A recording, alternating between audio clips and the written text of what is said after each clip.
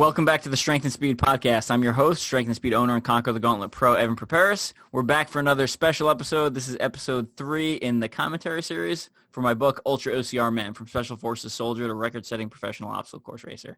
So again, if you've somehow stumbled upon this episode and you haven't listened to the first two, that's okay. You can listen to this from here, but I would go back and listen to the first two.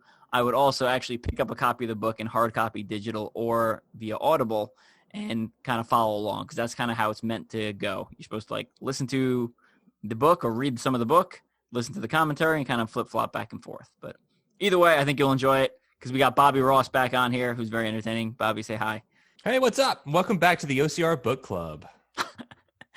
The past couple of podcasts, we ended up talking about a lot of my military stuff and some of my other hobbies, bodybuilding and stuff like that, and some of my youth. And now we're finally getting into obstacle course racing. So we're going to pick up right at chapter 7 and kind of jumping into me getting involved in obstacle course racing through one of my friends while we were working at Under Armour, which is in itself is a pretty crazy story. Yeah, dude, I can't believe the time that you were at Under Armour too. That was when that was really blowing up and we were all like, man, I got to have Under Armour. Mom, do you have $70 for a pair of underwear? Yeah, it was insane. So we showed up, and again, like the book says, we weren't just interns, we were special guests. So we're hanging out with the number 1 and 2 guys over there, and they are treating us like athletes, like rock stars, right? They're like we show up, and the first day they're like, oh no, those clothes won't do. Here's a bag full of Under Armour. And I was like, are you kidding me? Right? They're literally just handing me Under Armour stuff. Oh no, here's another shirt, here's another pair of shorts, here's it's you need to be head to toe Under Armour. Anything else is unacceptable. And we're like, was it the cool Under Armour stuff, or were you wearing just the really odd fitting polo shirts that everybody had for a while? So you had those? They were cut weird. Yeah, I do have a couple of those. They're just too baggy for me. But they also have some that are really nice athletic cut that I really enjoy. So okay. We just got so much stuff on that trip. It was insane. And what was the weirdest swag they gave you? Weirdest swag.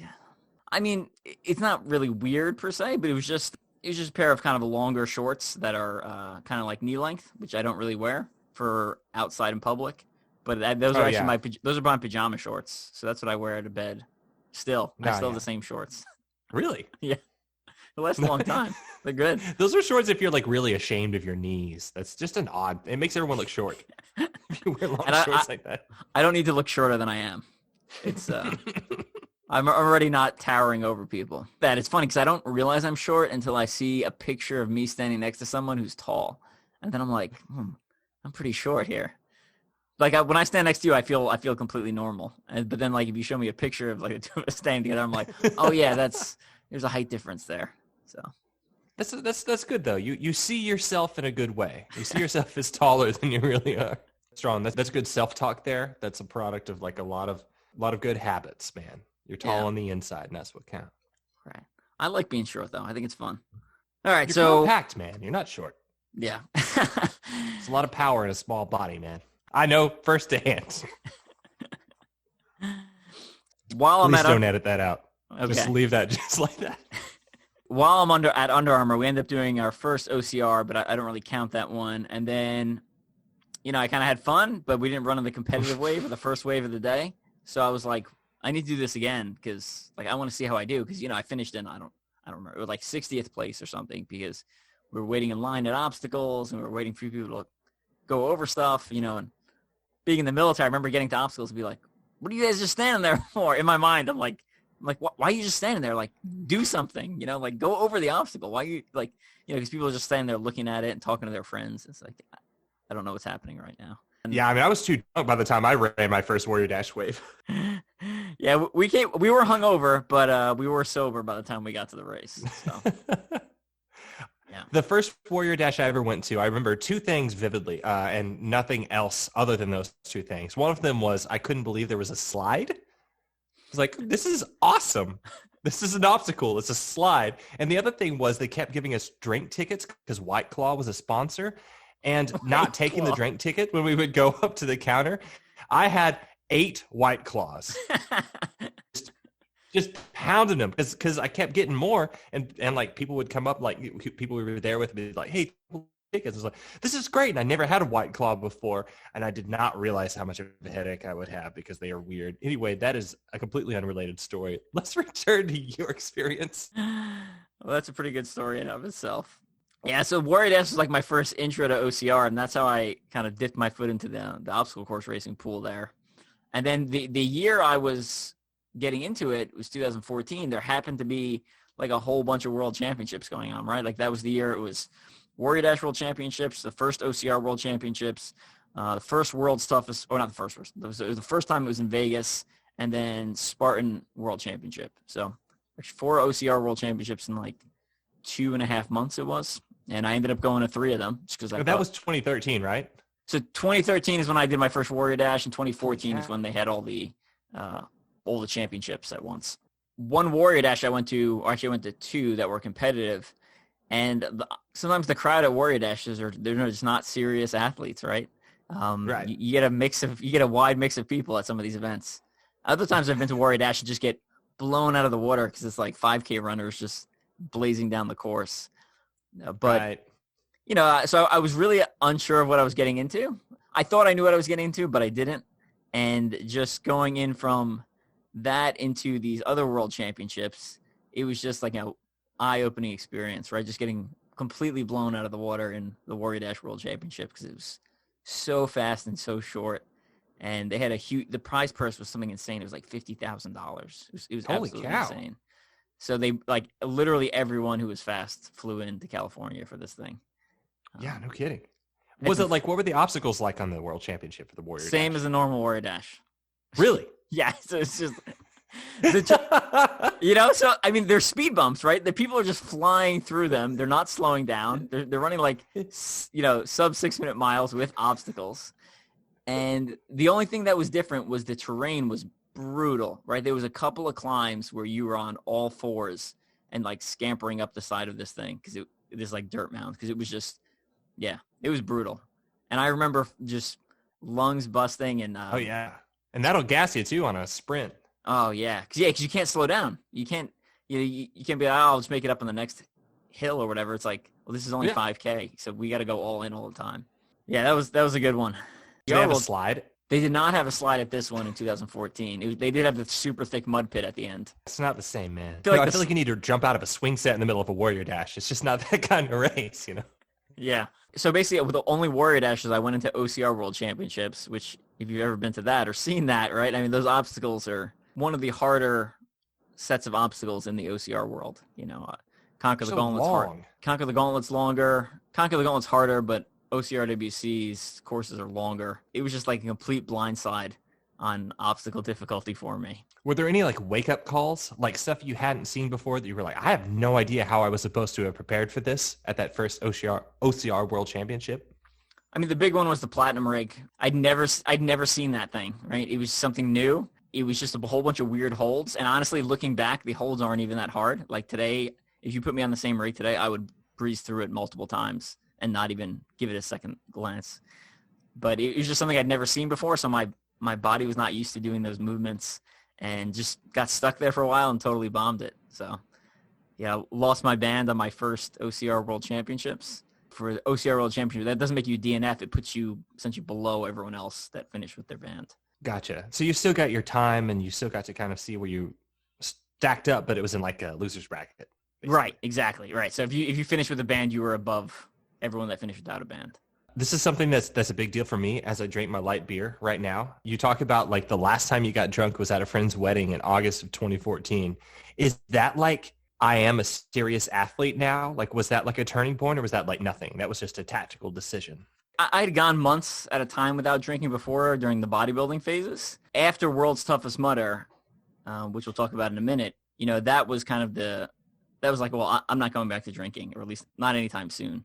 It was something that had kind of been building for a while, and then it finally just things lined up where it was like, well, it doesn't really make much sense to drink alcohol anymore. Like I'm married, I'm not trying to pick up girls, I'm not going out to bars, and I want to be the best athlete I can be. And drinking's a couple of drinks may not hurt, but it's definitely not going to help. So it's just at that point it was just like, well, I'll just cut it out and don't really have any second thoughts about it. And honestly, the biggest pain in the butt was, especially with like work, some of the social circles were like, oh, what do you mean you're not having a beer? And it's like, I'm not having a beer. Leave me alone. You know, it's like you get kind of fed up with it. But a couple of years is the hardest part because it's before you've achieved a certain level of success, but you're above where it's just like I'm kind of casually doing this.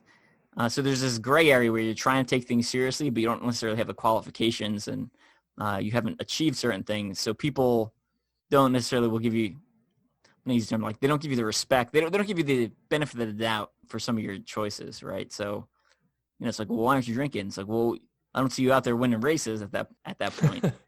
So you're like, so serious. Yeah. You know, so it's like, that can be actually kind of harder versus now if it's like, oh, well, I don't drink because I'm an athlete. And they're like, well, you know, what kind of athlete? And it's like, well, yeah, here's a bunch of books I wrote. Here's a website. Here's the team I'm on. Here are my sponsors. You know, it's like, it's very easy to justify. And then people back off almost, you know, immediately. So they're like, oh, that is a lot of stuff. You're like, oh, thank you. Yeah. I feel like most of the time, if you're a person who's not drinking and you go to a party where a lot of people are, the biggest reason why anybody would ever make fun of you for not doing so is because they're jealous of your self-control. Yeah. That's me. That's why, like when I go over and hang out with you, it's like, well, can I take any of your alcohol? Like Mr. Discipline, Mr. Abs. And you can, because I still have a bunch that for some reason we hold on to. I'm not sure why. I know. That's something I think that everybody needs to know here. You've heard it here on episode 3 of this particular podcast series that Evan has an entire cupboard full of weird alcohol from all over the world. Like amazing stuff. Like some of it's been aging in there for like 6-7 years more. Yeah. No, that's true. It's incredible. Some of them have like sentimental value. So we bought them, you know, me and my wife went to Russia or we went to UK and we bought them.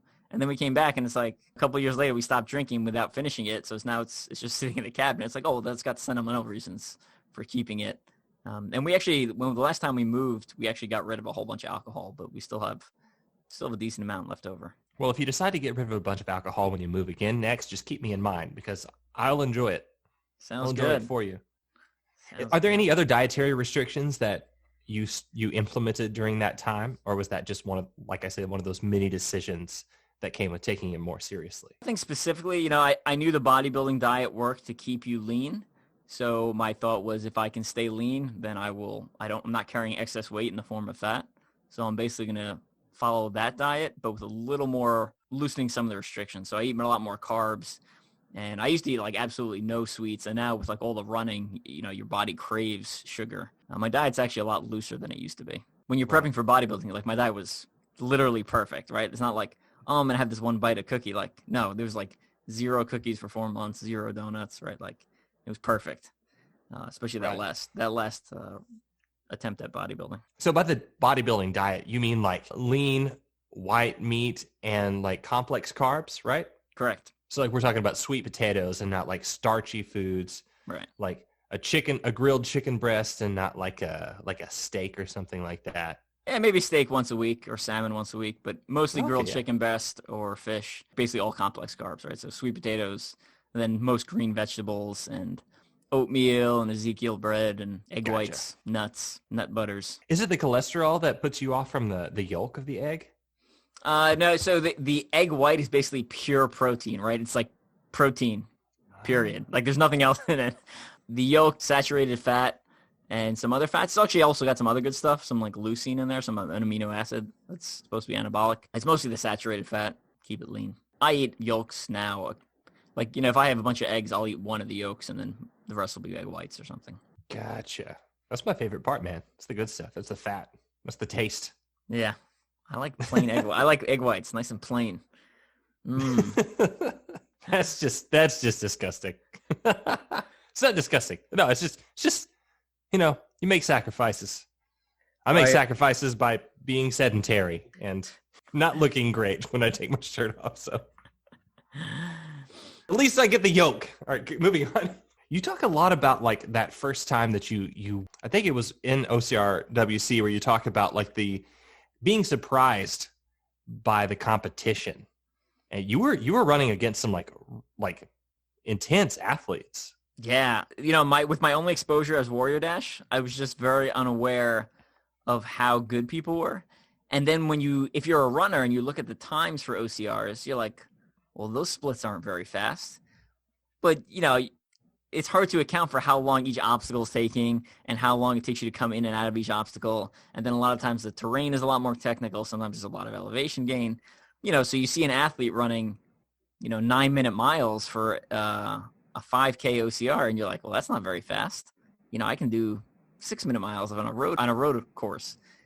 But when you start adding in the terrain and the mud and the obstacles and all this other stuff, it's a big difference, right? So hard to compare times if you're not physically out there running the course. That's kind of what I was surprised mostly. Right. And that one you talked also about like it being almost a complete running race. Yes. For the Warrior Dash, just because of how simple things were. But like that was like a rude awakening as you started to move into the more intense OCR. Yeah. I finished like 60th there. I finished 60th at OCR World Championships. And then I was like, all right, we got World's Toughest Mudder up next. I'll finish 60th there and move about my day, go back to doing bodybuilding and marathon running and all that other stuff that I enjoy. And so you hadn't like caught the bug yet? No. I mean, I was enjoying it. I thought it was fun, but it wasn't like I wasn't addicted or this wasn't my new thing. It was just like, oh, this is fun. We're going to do this for a while and then we'll switch back and do some other stuff. Maybe come back at some point. That's an interesting thing because like you had this slate of races that you felt like you just needed to check off. That's all you were doing at that point was checking off. Yep, exactly. One of the benefits I have is I've seen a lot of other sports because I've been involved in a lot of other sports, at least on some level, or I typically will research them when I'm involved in them. And the one thing you always notice is the first couple of years of any sport, the competition is not good compared to what it is a decade down the line. Every sport's like that, right? It takes a while for the really fast people to get in there and for them to make kind of fine-tune things to maximize performance. So if there's a new sport that's in its first year and you get in there and you're in decent shape, you can do significantly better than you would, 5 years down the line, right? And I think an example I use in the book is the first Ironman triathlon, right? Where like 20 people finished or something. And the guy who came in 20th was like 17 hours, which is the cutoff time, right? So there's a guy who finished, in 15 hours who's like, essentially finished 10th at the first Ironman or whatever his time was. Whereas that time would put you in several hundredth, nowadays. So my plan was just to kind of get some good bullet points for my athletic resume, which, whatever I was going to do with it, I don't know. I was just kind of building unique things, rest my athletic laurels on, or whatever you want to say. So that's kind of why I started doing OCR because it was new. And I was like, oh, building a brand. Yeah, it's kind of fun. And, go run for a little bit, do well, and we'll go move on to some other stuff. And this was like when you were like the world's fastest bodybuilder. That's kind of like where you were moving with strength and speed. Yeah, that was kind of the branding thing I was going for, right? I mean, I obviously wasn't the best bodybuilder, so I need something to make myself stick out and unique. So that's what I was using. I'm pretty fast, and I can lift a lot of weight and run for a pretty long time. Nice. Yeah, so I ended up going to that first World's Toughest Mudder in 2014. It was in Las Vegas, and it was supposed to be going as a team. I ended up being my team dropped out, so it's just me. And I was like, okay. My dad came, my wife, who was like 6 months pregnant at the time, and went out to Las Vegas in the desert there. And if you know 2014 World's Toughest Mudder, that was the year of the windstorm, and it was. Oh, give it away the twist. Those of you who were there will know the experience, or have heard of it. But it was King of Swingers. One of their obstacles like literally blew over. Like one of their big obstacles like collapsed and fell to the side. The wind was so atrocious. In the Army, we'll call things if things are getting too dangerous. They'll be like, all right, we're going to cancel this training, or we'll put everything on pause. I'd experienced similar stuff like that, like when my platoon got hit by lightning in Ranger School, which is earlier in the book. And I remember coming to the pit and being like, they're definitely going to cancel this race. So I'm just going to stay on course until basically a bunch of people quit, and then I'll move up a couple more spots, and then it'll be over. So I was, in my mind, I was like, oh, this thing's almost over, even though, we still had another, I don't know, 10 hours left in the race just because the conditions were so bad. Right. Had you sort of mentally started to give up? A little bit. I mean, that's poison. That's the worst. That is the worst. I was strongly expecting it, but, luckily I hadn't 100% committed to it. So I was able to bounce back. But yeah, that could have been a serious mental breaking point. Because that's the worst. Did you experience anything like that in OCRA too? Like when we were out there, like say for instance, that horrendously long day in New York, that was I think our second day at Noob Sanity. I remember you coming back and it was starting to get dark and it was like you're thinking, oh man, like maybe I'll just do like one more lap or something like that. Like have you experienced that in other races where you like give up mentally? Yeah, and World Toughest Mudder 2015 was probably the closest I've ever come to quitting on course. For OCR America, I mean, especially the second one, the day you were talking about, when we were doing Extreme Ravine, that was a really bad day. I mean, it was just so long. We were moving so slow. It was freezing out, right? That was single-digit temperatures for basically the entire day. You know, like my shoes were frozen. It stayed cold, so cold, no matter like it seemed like no matter how long we were out there, because the pace was so slow due to all of the elevation.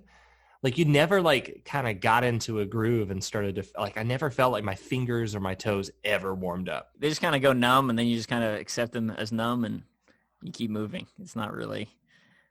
I don't particularly ever remember being warm out for that full day. Well, I just remember thinking sometimes, you know, like if we were like doing some of the shorter races, like, you know, you could like kind of run in and like, you know, you could grab some like some of your Hammer Nutrition stuff, like grab a gel, like grab a drink real quick. And that one was just a long, cold, dark trek through the woods. And I just remember that would have broken me. Yeah, that was the hardest day of OCR America 2 by far.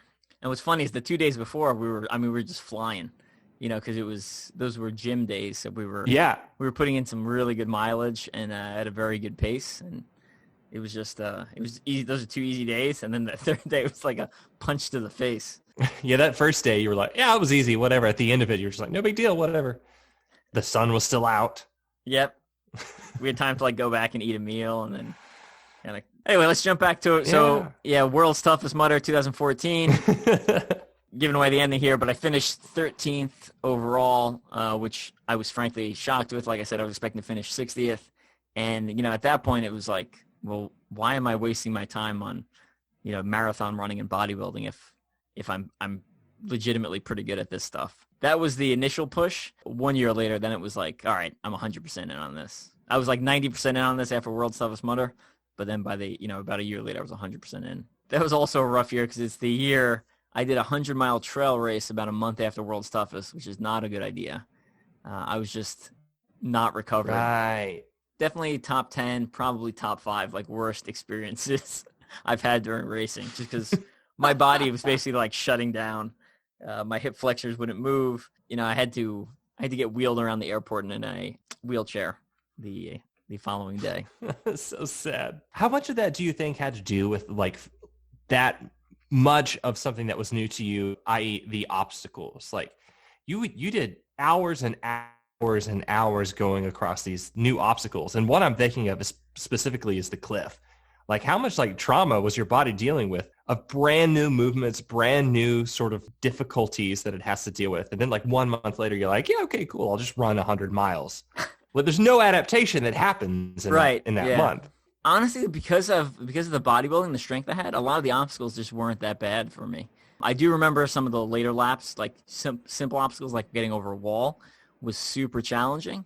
And a lot of that because I hadn't figured out the efficiency. So for Ultra-OCR, what you eventually figure out is instead of muscling my way over obstacles in the first 10 laps because I physically can, always use the easiest method to get across.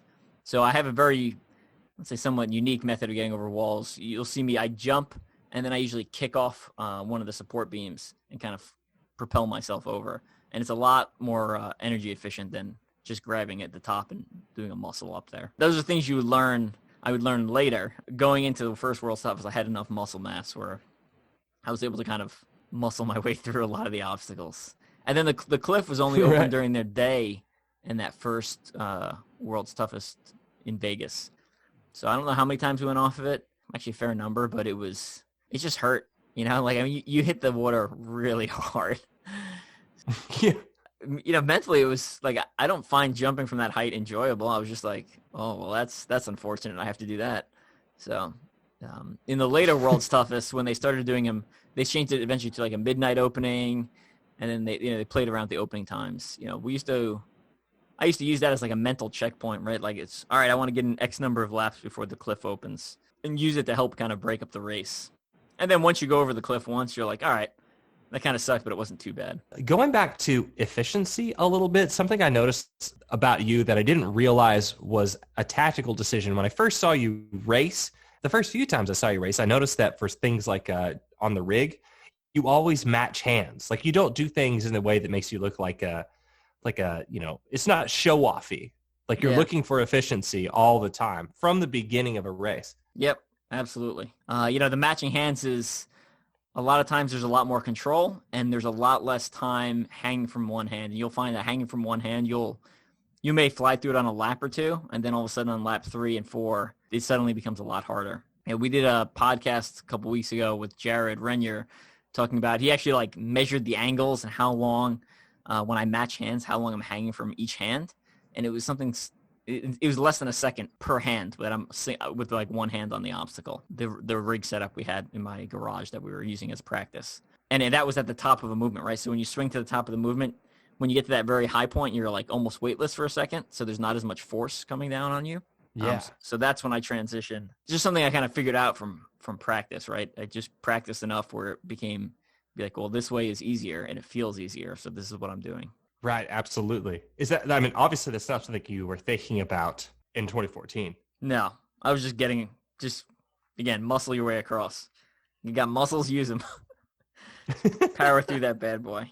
That's right. Take me through the windstorm, through the dust storm. Yeah, it started with like, oh, it's getting kind of windy, and then it just kept getting worse and worse to the point where the dust was kicking up so bad that you couldn't see the course markings anymore. OCR World Championships will line the course, both sides, engineer tape, the whole 15K. World's Toughest Mudder will typically have like a section of engineer tape, and then there's like a gap, and you can see the next section of engineer tape ahead of you, but they have gaps, so they don't have to line the whole course. It's a lot easier to mark. But when that windstorm hit, you were just like, I remember just like wandering through the desert, and there's just wind, and then like you're like, oh, I found the course marking, and then you're like, it's not the part of the course you thought you were on. You were, you'd wandered off a little bit, so you have to readjust and go back to where you're supposed to be. But yeah, I remember, there's a video. If anyone has the digital copy, there's actually I embedded a YouTube link in there of someone videotaping part of the sandstorm, and it looks like something from Aliens, right? Like another planet where there's just like it's like Hoth, right? Empire Strikes Back, and instead of snow, it's sand, and it's just dust blowing everywhere, and these little blinking lights that are showing people moving around. It was pretty wild. That's so intense too. And so, you're there, you're out there, you're in nothing but a wetsuit. You're kind of like wandering around. What's going through your mind like at that point? Like I know you talked a lot about like before that, you were starting to have the shakes, you were having shivers, you were thinking about giving up. Like I know you kind of just like, yeah, I'm just going to keep going. Like I'm assuming that's kind of where you were, or did you ever have like any places where you're like, were there any strategies in place? Like what was going through your head? Like after you'd gotten used to the fact that, okay, I'm just going to keep running through this sandstorm. Yeah. It was just continue to move forward. I know from the military training and from skiing and from, rafting and Boy Scouts, when you stop moving, you get cold. And so there's no point in sitting in the pit because you're just going to keep getting colder. Right. So, keep moving at all times. I also know from Boy Scouts that if you're shaking really bad, that's actually not necessarily a bad sign because it shows your body's trying to heat up. Actually, the more dangerous part is when you stop shaking. If you haven't made any sort of significant adjustments to your clothing or the weather, then that might be the onset of hypothermia because essentially your body is giving up, right? It's like, all right, I'm just protecting the vital organs now. This guy doesn't know what he's doing. Right. And I remember on one of the laps, I finally stopped shivering and I'm like, all right, I'm back in it.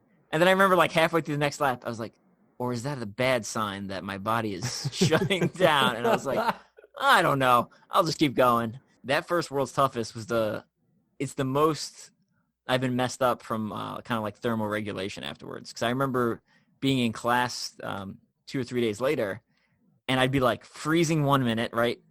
And I have this like wool coat on, and everyone else is like, "Are you all right?" I'm like, "Is no one else cold in here? Is it just me?" And they're like, "Yeah, it's just you." I was like, "Weird."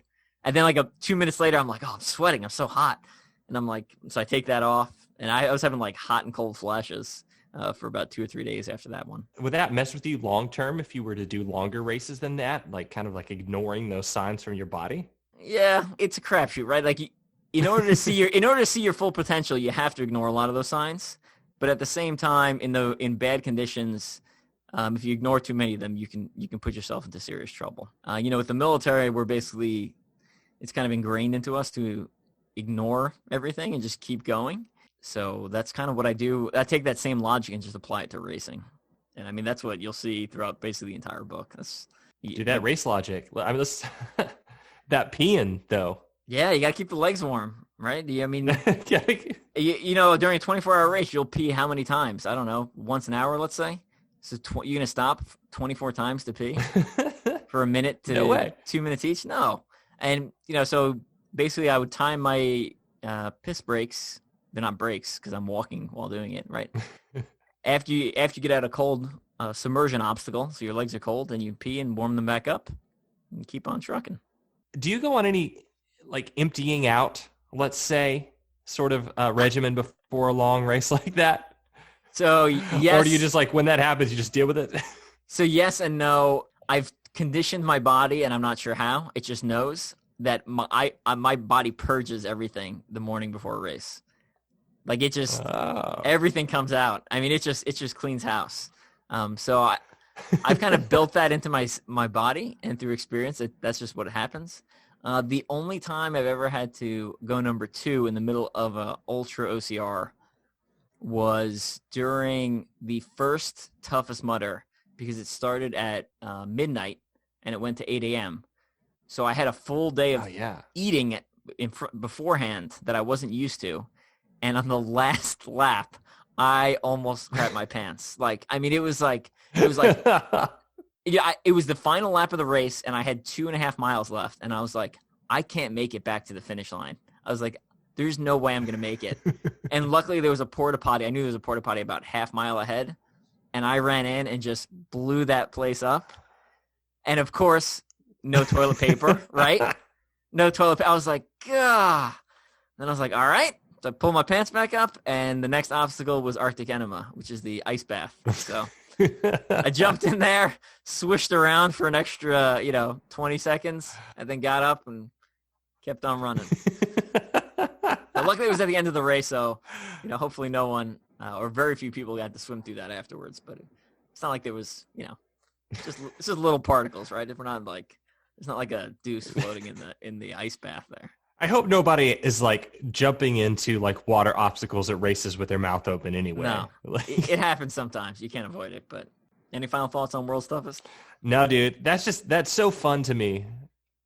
Like I love the idea of getting into like a story of somebody's first time doing something that's as ridiculous as World's Toughest, because that's just an intense race, especially early on. Like when you did it, like people were still kind of figuring out how you're supposed to do an Ultra OCR like that. Especially with it being the first year in Vegas, everyone in the message boards was like, yeah, you don't even need a wetsuit this year. Hashtag no wetsuits needed. And, you definitely needed a wetsuit. You would have legitimately died in Vegas in 2014 without a wetsuit. Every year you needed a wetsuit. There was 1 year, 16, you could get by with, I didn't put my wetsuit on until like almost midnight, which was about 12 hours into the race. And I was one of the last people not to put on a wetsuit. But you needed it. Even that year, you needed it. It's just you needed it a lot later in the race. And even regardless, you always come prepared, right? You always bring everything. Because it's not like I'm carrying all that stuff on the course with me, right? It just sits in a tent for the majority of the time. So why not come prepared and be ready for anything, especially if I'm not physically having to carry everything, right? Oh, for sure. Just makes sense. That's also a product of military and Boy Scouts, right? I mean, be prepared, Boy Scout motto, right? That's right, man. You got to have your wetsuit. You got to have your gels. You got to have your teddy bear in case things get really intense. You have got to have a quick shot of Maker's Mark. Just, for maximum efficiency to warm up the innards. Yeah. Oh, like, do you have any, like I remember you having, out of anger, We talk about the Skittles and the potato chips in the bag from OCR America too. But like, do you have any other like sort of just like guilty pleasure race items or foods that you have with you? Double stuffed Oreo I usually bring with me, and I usually bring some sort of energy drink. It used to be Red Bull. I've kind of switched to Rain, cotton candy, Rain now. But I try not to. There's a lot of caffeine in it, so I try not to down the whole can at once. And then Red Vines. Yes. The Red Vines. Gotta have the Rain too, man. Hashtag not a sponsor yet. Yeah, they said no. I tried already. We'll try again. We'll get it. They've got to compete with Bang. And Bang is the weirdest. Like, I mean, like their marketing is something. Anyway, that's a topic for another day. But Rain not taking you? Come on. It's their loss. We'll cover one more chapter and then call it a night here. Finishing 2014 and seeing how well I did at World's Toughest Mudder, I was like, all right, well, I should focus on OCR and like just OCR. So I stopped doing everything else, bodybuilding and marathon running, and kind of just focused on obstacle course racing. I basically just packed my race schedule full of races. I had 15 races or something that year, and started kind of knocking stuff out. And at the time, I was working on a book, which ultimately became Strength and Speed's Guide to Elite Obstacle Course Racing. But at the time was just a weightlifting and running book that nobody wanted to publish. When I found obstacle course racing, it's kind of like halfway through the year, when I contacted someone, I was like, well, how about a book on obstacle course racing? And a publisher was like, oh, yeah, we'll definitely take that. And I was like, oh, cool. I was like, all right, well, I'm going to use this book that I've written and kind of mold it into an OCR book. And I ended up rewriting it probably like 80 or 90% of the book. So most of that effort went completely down the drain. Though I'd say the one really big benefit that I didn't talk about in the book here is, so because I'm trying to write a book on obstacle course racing, I'm overanalyzing everything, right? I need to figure out the most efficient way to do every single obstacle, right? So I'd watch YouTube videos, I would watch the guys at races, and I would look at what they were doing and kind of overanalyze, like, all right, if you do this, you can save an extra second. If you do this, you can save an extra second, right? And you add that up over, 20 obstacles on a race, you save a couple seconds on each, that's a minute faster. And then basically it comes down to running speed. So basically you take running plans from top runners and you kind of overlay that with some strength training routine, and then kind of adjust that based off your weaknesses. So that's what I was doing, kind of going to all these races, getting all these different experiences. And it made me go to a lot of different brands as opposed to just being like, all right, I'm just going to go to Spartan races. I went to, probably more than a dozen different brands that year, just kind of, and that's one of the benefits of living out in the Midwest. We just had a lot of kind of local brands like Battlegrounds and Conquer the Gauntlet and Atlas Race at the time and Battle Frog. And I got to go to Tough Mudder and Spartan and Warrior Dash and Rugged Maniac. Right. So, and then I went to some smaller ones, like Shell Hell up in Benson, Vermont. So just kind of started exploring the sport and built a pretty good base of knowledge. And because I was writing the book, it really helped me fine tune some things. Yeah, absolutely. And that's a good, everybody was still sort of kind of, 2016, kind of figuring it out. Like there was a lot of change, a lot of permutations between different races, especially. It's 2015. CTG, yeah. 2015. Oh, 15. Yeah. So the sport was developing at the same time as you were developing the idea to tell people how to do these races. But I mean, these races are we're changing so much, especially at that time. I know CTG was trying out lots of different obstacles every time. Oh yeah. I mean, I remember doing CTG in 2015 and being like, that was the hardest OCR I've ever done. And you look at it like 3 years later and it was, the 2015 version was a joke compared to what was the 2018 version. It was heads and shoulders different. At the time, because I'd experienced all these other different sports, I was like, all right, well, what did other people do to be successful in those other sports? And then I looked at OCR and I was like, well, here's a bunch of models that worked in other sports. Why is no one doing this in obstacle course racing? I was like, well, if no one's going to do it, I'm going to do it. So I was like, all right, I'll write a book on competitive obstacle course racing, because all the books out at the time were beginner focused. It was like, intro to your first mud run. I was like, I'll write my book, and I'm sure a year or two later, someone will come out with one that may be a little bit better, and, it'll be cool.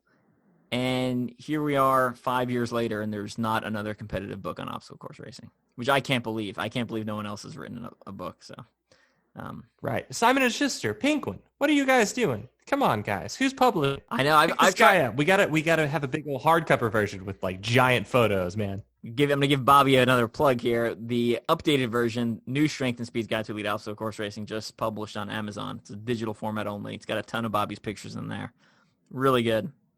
And I wrote that first one, and I probably had about 10 podiums under my belt.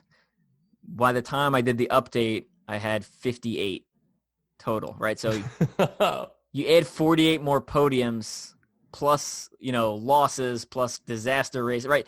You had a whole bunch more experience to that, and I refined the product a lot better. So the first one, I really felt like I tried to do, in hindsight, I feel like I tried to do too much, and then I simplified some of the training plans actually for the newer one, and I just gotten a lot better at figuring out how to do obstacles and updated a lot of information in there. Like we were saying, the sport's so dynamic that things I had written about, a couple of years ago were no longer in existence, right? Atlas wasn't in existence anymore. Battlefrog wasn't in existence. A lot of the pros I interviewed in the back were Battlefrog Pro Team people, and a lot of those athletes had moved on to other things.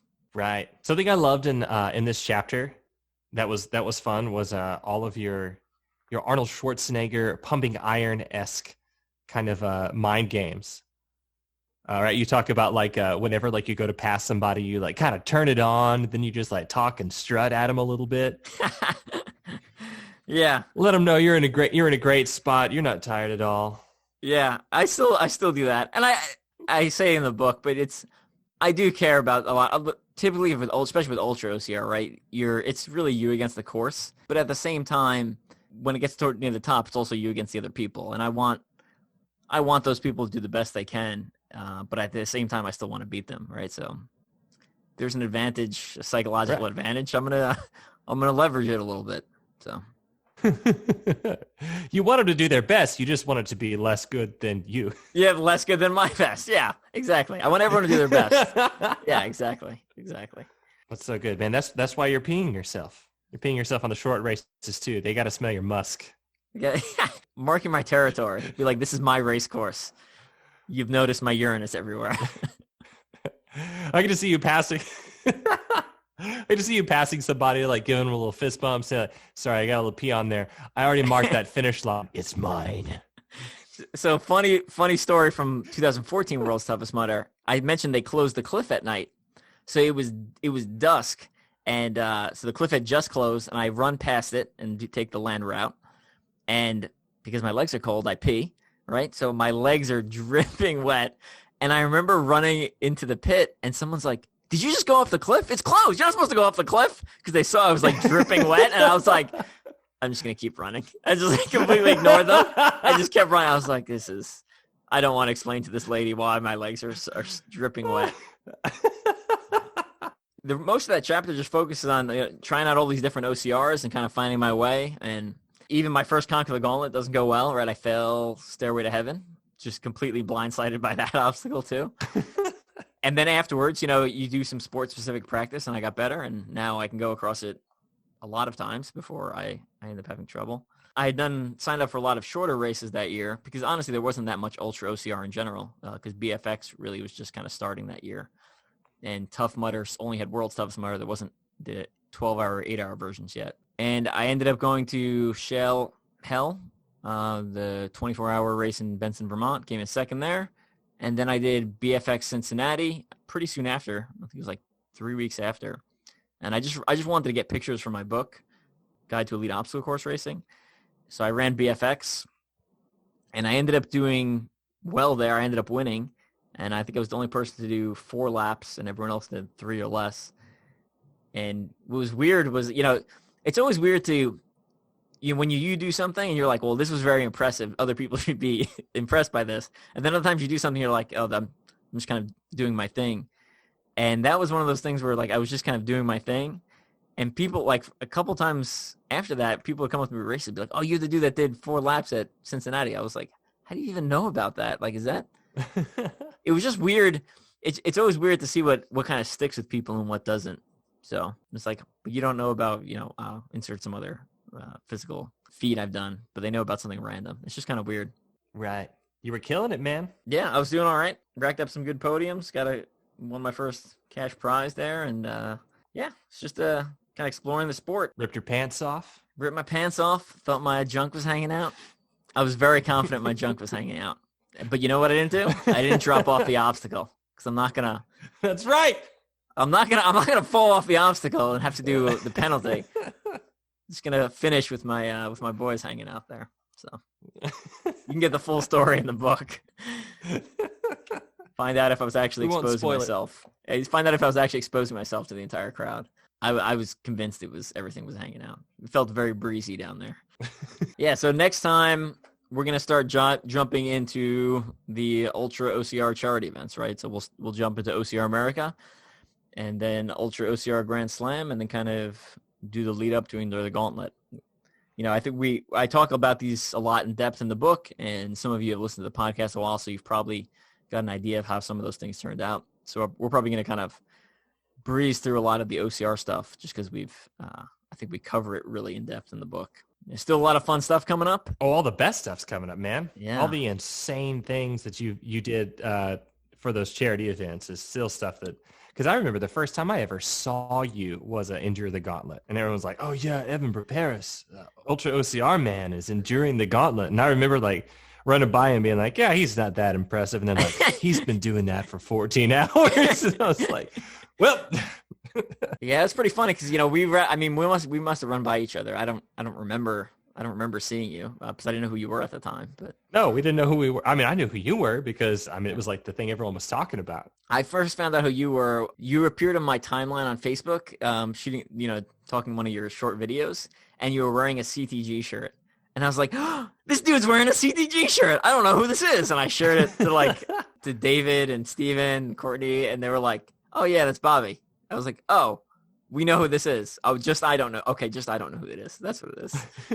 But I was super excited. That's so funny. You were doing some little bit with a CTG shirt on. So the days, man. Yeah. All right, I think that about wraps it up. And like Bobby said, we're going to get into some of the more insane challenges. We'll talk about kind of how those came to be and where I kind of got the ideas and stuff like that. So stick with us. I got more exciting stuff coming at you and more kind of behind the scenes of some of the stories I left out of the book. Yeah, more stories about Evan's junk. Yeah, there's a lot of junk stories. There's a lot of junk stories. We can go back in time. I got some really good junk stories from military stuff. A lot of junk stories there. A lot of people being inappropriate. Actually, I probably shouldn't share a lot of those stories. We've got to do a few more military stories in the very last episode to keep people sticking around. Those are so interesting. We'll see. I just got to figure out which ones I should tell and which ones will prevent you from being like, our military is full of awful human beings. So I'll have to tiptoe my way around some of these. Figure out what's good. All right, stick with us, and we will catch you all in a couple weeks. Love it. See y'all.